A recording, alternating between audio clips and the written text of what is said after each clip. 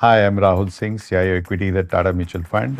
Wish everyone a very happy and prosperous 2026 and wish you all the best for the new year. I just wanted to take you through what has happened in the Indian markets for the last 12 months and what do we see going ahead in 2026. If you look at the last 12 months, in fact, last 12 to 18 months, markets have been consolidating. And there are various reasons for that. The large caps have also outperformed mid caps and small caps. The main reason for this has been that the earnings growth or the profit growth rate for the Indian corporate sector has been in single digits, has been in mid single digits. Also, when you started the year in 2025, mid and small caps were trading at significant premium to large caps. So both of these things have led to markets which have moved sideways, have consolidated for 12, 15 months. We have now come to a point where the Nifty valuations are today at 21 and a half times, which is much lower than what it was in 2024. Also, the mid cap and the small cap valuations, which were there in middle of 2024, have now normalized. Still not extremely cheap compared to large cap, but have definitely normalized. So if you look at all these factors, one thing we can say for sure is that valuations are today more reasonable than what they were in 2024 or end of 2024. Now, if you look at the markets, equity markets in general, when they do well only because growth comes back or growth picks up.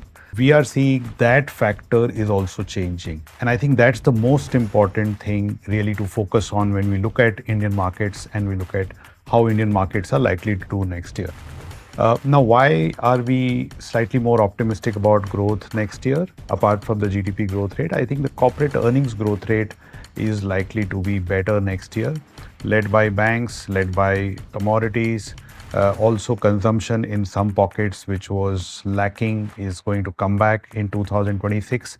Why is all this happening? Is because there's been significant effort both on the fiscal and the monetary side to boost consumption. When you look at the different measures or three different measures which have happened in 2025, which will help growth coming back into 2026, these are primarily the income tax cuts, the credit policy or the interest rate cuts, and the liquidity improvement in the system.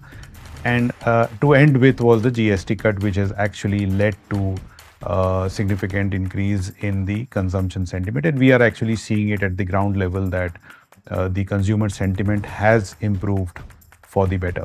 So if you look at the combination of these two, three factors, we think growth and the corporate earnings growth rate is likely to be in mid double digits or low teens or high teens as compared to the low single digit earnings growth rate which we have seen in 2025. So that if you combine it with the fact that the valuations are a little bit more reasonable, makes us slightly more optimistic about 2026 returns as compared to 2025.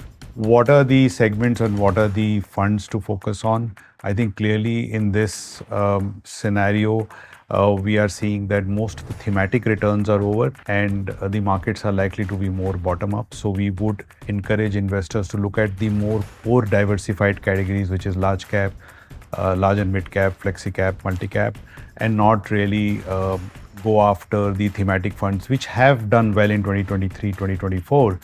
But I think somewhere in 2025 and 2026, I think it will give way to more the diversified funds.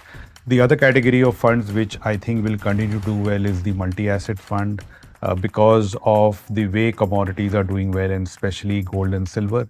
So multi-asset funds obviously continue to remain very, very important asset class, not just for 2026, but for the next 2 to 3 years, because the view on the global financial system and the way dollar is behaving and the risks emerging in the global financial system makes gold a perfect hedge. If you look at the sectors, in case investors want to look at any sectoral funds, we would only look at banking and financial services and consumer as the two sectors, because these are more steady sectors. They are seeing earnings recovery and the valuations are reasonable compared to the rest of the market.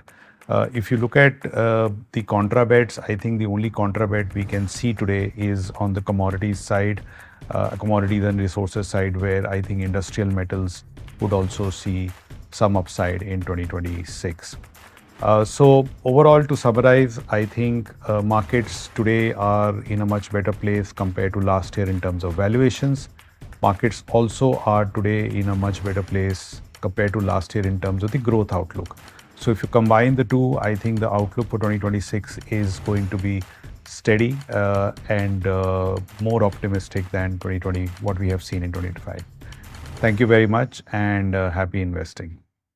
Mutual fund investments are subject to market risks. Read all scheme-related documents carefully.